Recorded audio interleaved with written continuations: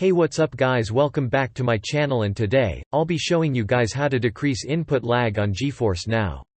So let's get started.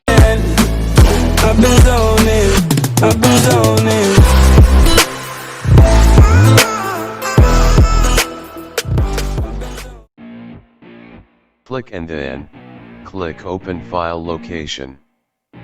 Open the file which says, GeForce NOW using Notepad. Now change NVSDL hit configurable equals false to true and NVSDL hit B equals false to true as well.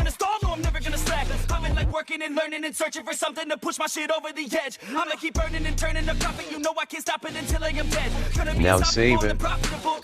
Open GeForce Now and go to settings. Turn this on. Now copy my settings. Rest in peace, R.I.P. Rest in peace, R.I.P.